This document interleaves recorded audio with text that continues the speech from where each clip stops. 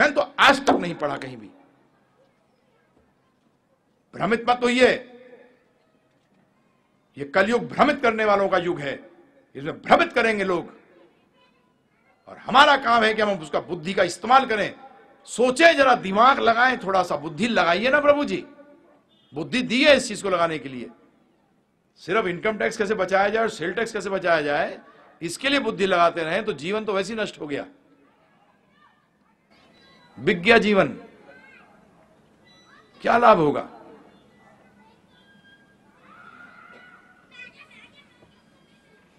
तो मंदिर आना आवश्यक, परंतु ज्ञान लेना अति आवश्यक।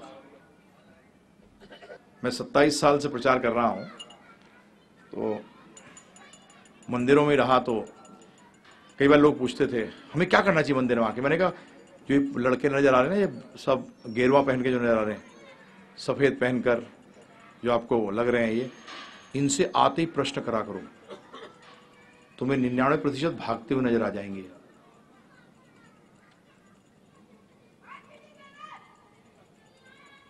या तो पढ़ेंगे या ये ब्राह्मण का काम क्या है, षट कर्म निपुण विप्र। विप्र 6 कर्मों में निपुण होना चाहिए। वो 6 कर्म क्या है प्रभु जी? ज्ञान लेना, ज्ञान देना, यज्ञ करना, यज्ञ कराना, और दान लेना और दान देना। हाँ, यह लेना ही लेना नहीं है कि भैया आने ही दो। हाँ, प्रभुपाद जी कहते थे हमें ब्राह्मण को सुबह 1 लाख रुपए मिलेगा, शाम तक उसने सारा दान में लुटा दिया होगा, शाम को फिर पास जाओ भाई कि 1 लाख दिया सुबह, पूरी तो सारा दान में बट गया।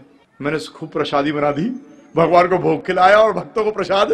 अब तेरे पास क्या है? तो कुछ चेंज भी नहीं बची। संग्रह करना काम क्षत्रिय, उसके बाद लोअर लेवल, ज्यादा संग्रह के चक्कर में कौन? वैश्य। शूद्र में तो दिमाग ही नहीं होता। शूद्र बताऊं कौन है? जो इन तीनों की सेवा करता है उसको शूद्र कहते हैं। मैं जनरल मैनेजर था 5 स्टार होटल का, मैं शूद्र था। मैं जनरल मैनेजर था 5 स्टार होटल का, मैं शूद्र था, क्योंकि मैं किसके लिए काम कर रहा था? वैश्य के लिए। तो वैश्य के लिए जो काम कर रहा है वो क्या है? शूद्र है, सिंपल। तो प्रभु जी जानिए, ये आपको शरीर मिला है ज्ञान लेने के लिए। और कौन सा ज्ञान? दोनों ज्ञान की बात कर रहा हूं। और ये कब से शुरू होना चाहिए?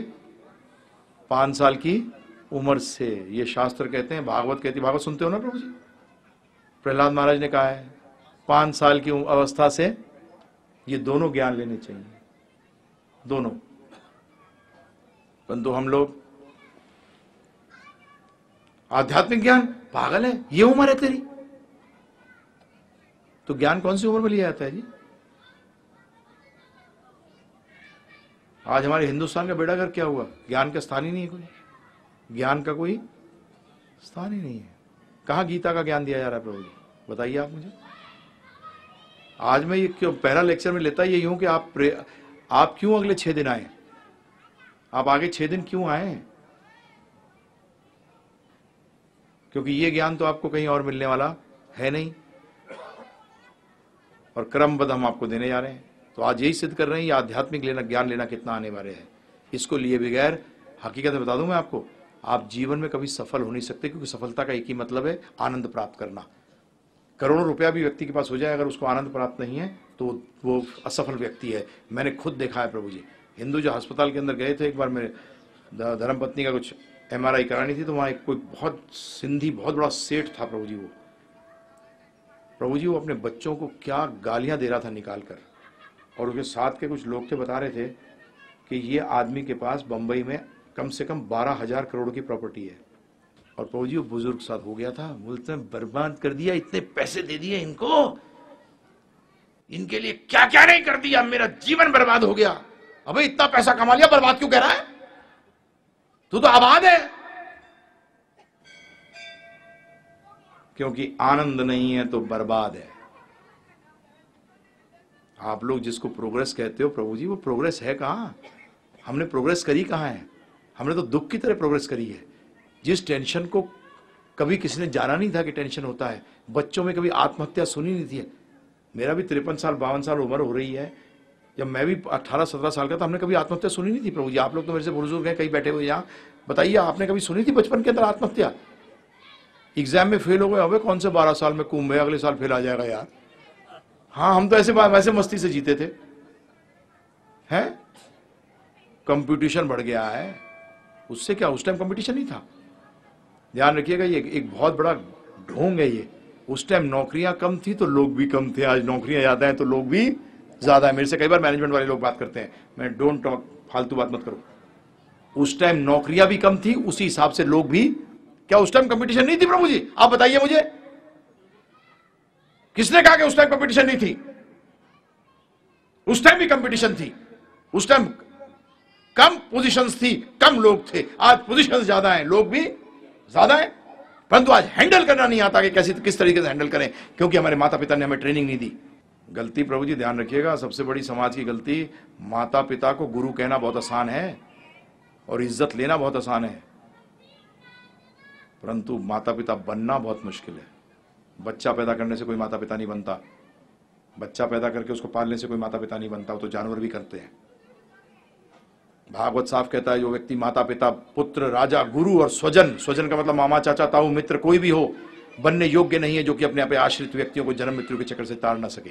फिर दोहरा रहा हूं, जो अपने पे आश्रित को जन्म मृत्यु को, मामा बनाए तो भांजे को तार सकता है, भांजी को तार सकता है जन्म मृत्यु के चक्कर से? नहीं, तो तू मामा मामा नहीं है। माता पिता बनते हो, ये ज्ञान दिया है आपने, जो तो ज्ञान दिया उसे तो दुख ही बढ़ा है, उसे तो टेंशन बढ़ी है जीवन के अंदर, आपके में भी और बच्चे के में भी। गुरु को तो प्रभु जी काम है वो सब चीजों से, इनसे आपको दूर ले जाता है। गुरु का काम दांत मांजना सिखाना नहीं है, वो एक छोटा सा हिस्सा है, उसका हिस्सा है परंतु छोटा सा हिस्सा है। तो इसीलिए मैं आप सबसे हाथ जोड़कर विनती करता हूं कि इस गीता को, ज्ञान को जीवन में लगाइए और जीवन सफल होगा। मैं आपको पोस्ट डेटेड चेक नहीं दे रहा कि मुक्ति मिल जाएगी आगे चलकर। अरे आज इसी क्षण मुक्त हो सकते हो। मुक्ति का मतलब क्या? मुक्ति के अलग अलग स्तर हैं। पहले तो अज्ञानता से मुक्त हुई है। पहले किससे मुक्त हुई है? कैसे मुक्त होंगे? ज्ञान लेकर। और एक हिंदुस्तान के अंदर पुरुष वर्ग से बात करो कि भाई आया कर सत्संग में, बीवी जाती है, अच्छा फिर बीवी कल से खाना शुरू करेगी, तू मत खाइयो है। मैं तो पुरुष वर्ग से पूछता हूं प्रभु जी, ये तो ऐसा लगता है कि तू कभी मरेगा ही नहीं। बेटा जब तू मरेगा तुझे अलग तो अपने कर्मों का भोगना पड़ेगा। और ध्यान रखिएगा, हमारी कहावत है हमारे शास्त्रों के अंदर कि पति का किया हुआ 50% पत्नी को जाता है, परंतु पत्नी का किया हुआ 1% भी पति को नहीं जाता। हाँ ध्यान रखिएगा, 1% भी पति को नहीं जाता, समझे। हमारी खिचड़ी नहीं है शास्त्र, हमारे बड़े क्लियर हैं शास्त्र। ये कलयुग है, धर्म का युग है, अधर्म का युग है? बताइए मुझे जरा, हैं? तो अधर्म फैलाएगा कौन?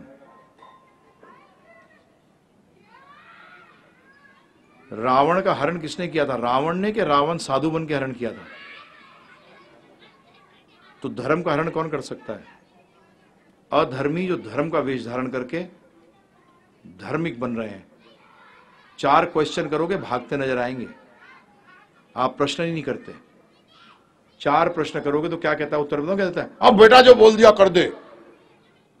फालतू बात नहीं करो। हमारे सारे उपनिषद प्रश्न उत्तर हैं, हमारे सारे उपनिषद प्रश्न उत्तर हैं। हमारे शास्त्र प्रवचन नहीं है, हमारे सारे शास्त्र प्रश्न और प्रश्नों के उत्तर हैं। शिष्य ने प्रश्न किया और गुरु ने जवाब दिया। गुरु का काम नहीं है कि सर पे पैर रख दिया, बस जा तेरा कल्याण हो जाएगा। फिर तो भगवान ने कर दिया होता अर्जुन के साथ ये कि जाए, हे सर ला इधर, चल अपनी टोपी उतार, हैं तेरे सर पे पैर रखता हूं मैं, ले हो गया तेरा काम। अरे क्यों बुद्धि नहीं लगाते? अर्जुन के सामने साक्षात कृष्ण भगवान खड़े थे, तब भी वो दुखी था क्योंकि वो भगवान की आज्ञा का पालन नहीं कर रहा था। आप मंदिर में नाक रगड़ते रगड़ते मर जाओगे, असुर रहो थे, असुर रह जाओगे, जब तक कि आप भगवान की आज्ञा का पालन नहीं करते। हनुमान जी की उपासना करते हो, परंतु हनुमान जी क्या करते हैं वो कभी देखते नहीं, जो कि रामचंद्र जी की आज्ञा पालन करने के लिए हर नित्य हर क्षण लगे रहते हैं। और हम क्या करते हैं बताइए?